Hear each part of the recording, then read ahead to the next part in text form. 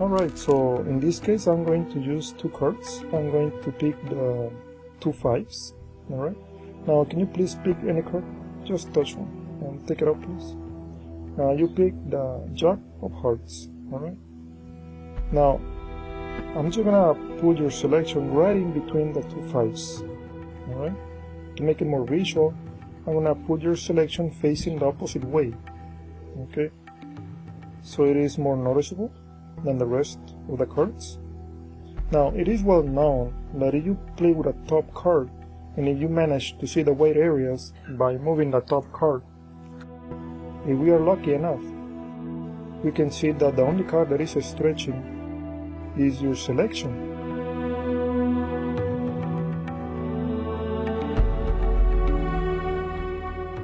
There you have it over there.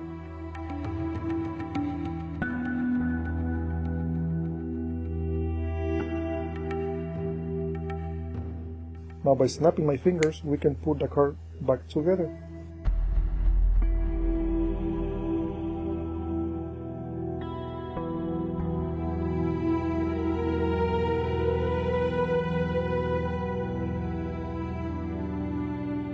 Hello everyone, so in this video I will show you the gimmick card. I will not explain how to build it because I already explained it in another video, and that video is called the zigzag card. Just go to this video full note in the video description, the link number 1. So I don't have to take you all throughout the whole tedious process.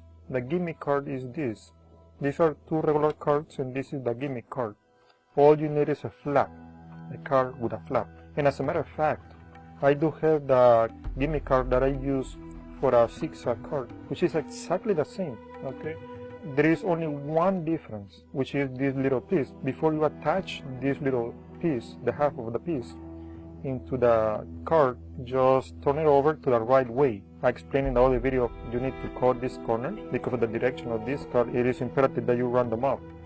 Over here, since this card for this routine is actually facing the right way, you don't have to cut the corners. That's the only difference, the little piece. Before you attach it, you need to turn it over to the right direction. That's the only difference. So just go to this video full note on the link number 1, and I'm going to explain all the details why you need to use the B or these red cup playing cards. And one last point before I explain the routine. In the other video I mentioned why it is important not to just fold the card like that. You need with an X-Acto knife to cut halfway down the thickness of the playing card. And if by any chance, like it happens to me, it is not perfectly square, it's not perfectly in half, and you just happen to miss by 1 millimeter over here, you have to perfectly match. So what I recommend, and now you can see over here I missed by 1 millimeter, what I recommend you to do is take the card and pull it down. Not much, just about 1 millimeter, okay? So you can perfectly align this edge. So when you fold it, you don't expose the other side of the card. It doesn't matter if you have an extra piece over here. So that's all I can say for this preparation of the gimmick card. Just go to this video full so you can watch the tutorial. So the next, I will explain the performance. Okay, so as soon as you have the gimmick card done, I have the gimmick card, which is the 5 of clubs, all the way at the bottom. Notice, and this is very important, that the flap is never by any circumstances pointing towards the spectator. It's always towards me. Otherwise they may notice the thickness over here towards them, whether the card is with a flap over or not, or facing down or facing up. The flap is always pointing towards me, and I will explain how to do that throughout the process, which is quite easy anyway. The card, I force this card by using the classic force. You can use any other force, and if you want to learn how to do the classic force, just go to the video description on the link number 2.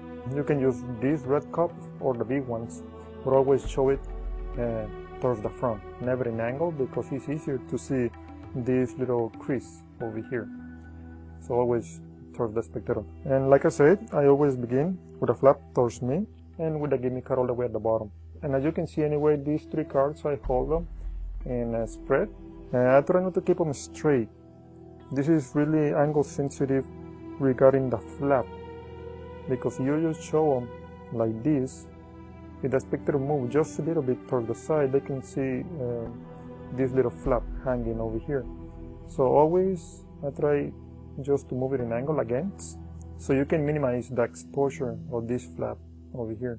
So when I show the cards, I let the flap fall down a little bit, not to fall all the way down, but I hold it up with the ring finger of this hand. The one is holding these 3 cards, so it doesn't flash from below.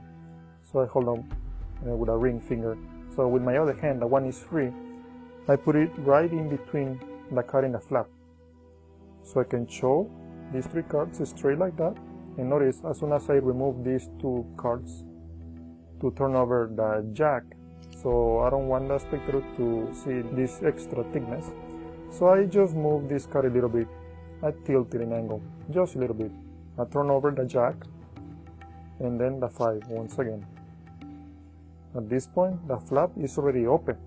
As you're watching the performance, you can just give any excuse you want for a development of this performance. The point is, the real card, which is the one in the middle, is the one I'm pulling towards the spectator, and the gimmick card is the one I'm pulling towards me. So this is the situation. Okay, I try to pull these 2 cards as much as I can, or as long as this normal card is below the flap. So because of the thickness of the flap, it's gonna lock these 2 cards in position, concealed by this other normal 5. So what I do next is I push with the index towards the top. Otherwise, you don't make pressure. When you push them in, they will go back inside. You don't want that. You want to lock them in position. So just push these 5 gently, and from below and from above. So when you push this gimmick card towards the front, you're gonna push this jack towards the front as well. I try not to push these 2 cards all the way, otherwise this flap is gonna get stuck with a card on top. However, you don't wanna place your thumb over here. Just lift this card a little bit, okay, so it doesn't go over the flap over here. So you can push back and forward. Don't show overkill too much, just about 3 times pushing the card will be good enough. I leave it in the middle, I relax or remove my index, so there is no pressure from below or above either card, and I just try to unlock these 2 cards, there you go, and then close both cards at the same time at decent speed, and that's it. Just turn over these 2 cards, and notice this flap is always pointing towards me, as I explained. And then the thickness over here, I try to cover it. And you can see over here, I try to cover it with this hand in the process of flipping the jack back.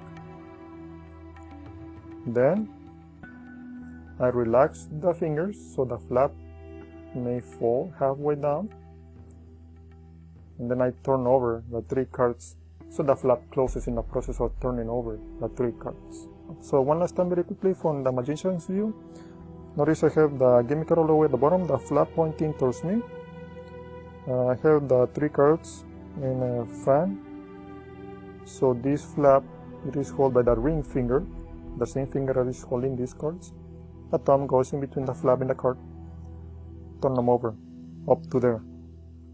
The card flips or tilt to hide or to conceal this thickness.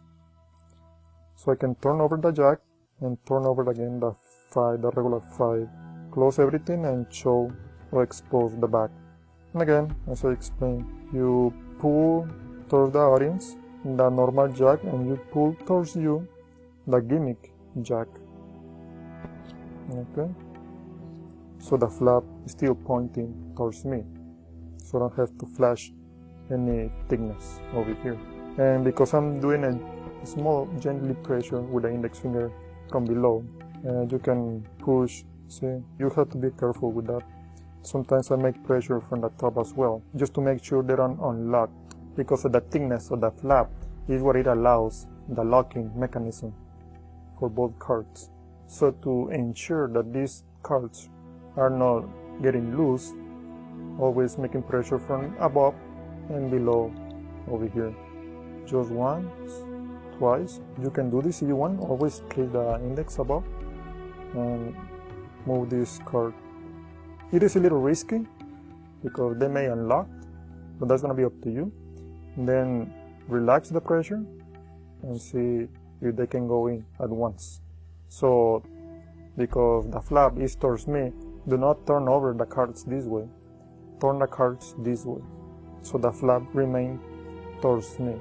And I cover the thickness from this side, so show more towards the back of this hand, towards the spectator. So I can flip this one and this one, so I can conceal the thickness over here. In the process of turning over these three cards, the flap will relax, the thumb goes in between, so I can show the back towards the spectator, not in angle, because that may flash a little crease as you can see over here. So always straight like this, and you can show all these three cards, and that's it. Actually, the old way I used to do this performance, it was using just the half of the card and stick it with any glue or double-sided tape behind this other one. If you think you can put it on and get rid of it for examination, that's going to be up to you. But I think this method, it will allow you the locking mechanism, which is going to give more reality to this performance. So that's going to be up to you. And that's it.